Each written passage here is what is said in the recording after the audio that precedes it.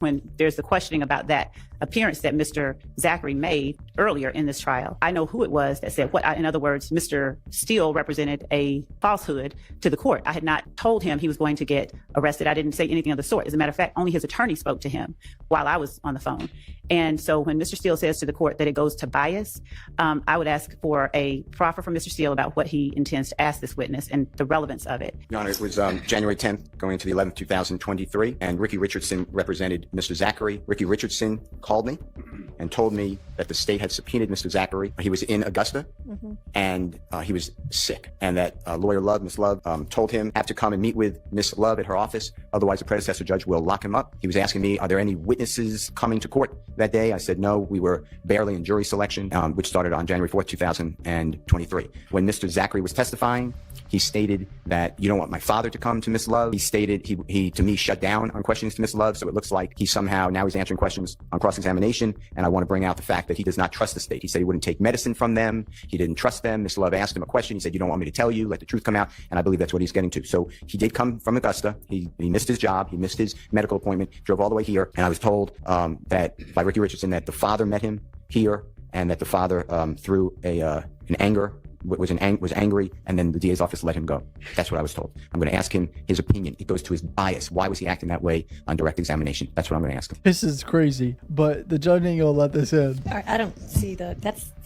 You can ask him if he, likes the state or something, but we don't need to get into all of the back and forth behind it. I was going to ask him then why. When he answers yes or no, I was going to ask him why. Why do you have that feeling? Well, you can ask him that. Okay, then that suits me. Oh boy. I would ask that he not be allowed to backdoor that. If he wants to call Mr. Richardson as a witness, that's fine. But to get into Mr. Zachary's feelings about something Mr. Richardson said to him about something that I said or someone from the state said, I said, what's your address? Mr. Zachary said, I don't want to give it to you. Mr. Richardson said, you're going to either have to give them your address or you're going to have to answer the subpoena. That was the extent of the conversation that we had with Mr. Zachary, with Mr. Richardson at that time. Okay, let's take a bathroom break. Judge still doesn't care, same as yesterday. She just won't be able to take a piss. I apologize. I said I would like to hear the recording so we don't waste time, because we're going to hear it later.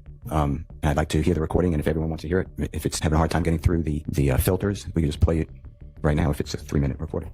Go ahead. Who is this? You don't have a warrant. The subpoena expired, so you got a warrant or something looking for? Who is this? You know what you're doing is illegal, right? Who is this? It's Mr. Zachary. I got Quindarius right here on the phone. Okay. I want to know what's your problem, sir. Listen to me, Mr. Zachary. Wait, Quindarius Zachary calling, I think, an investigator pissed off about testifying or something? Listen to me, Mr. Zachary. Now, listen, your son asked a question. Call whoever you like, sir. Call whoever you like. He said, I'm calling Brian Steele, I'm calling Shard. Call whoever you like. Call whoever you like, sir. We'll turn out where you want us to come to. I asked your son, where would he like to meet? He asked me if I was in Augusta. I told him he knew I was in Augusta. So, so what we meeting up for? You tell me where you like to meet at, sir. What do we meeting up for? Sir, I'm not going to talk to you. I'll talk to your son. Can I see who's your supervisor? I am the supervisor. Who your supervisor? No, we're going to the Fulton County Jail. Are we coming to court? Do you want to go to the Richmond County Sheriff's Office? No. You weren't willing to do that. Okay. Hey, real good. Hey, listen. Real good. Thank you, sir. Thank you. Thank you. Thank you. You're going to get it. What you're doing. Thank you. Thank you. Thank you.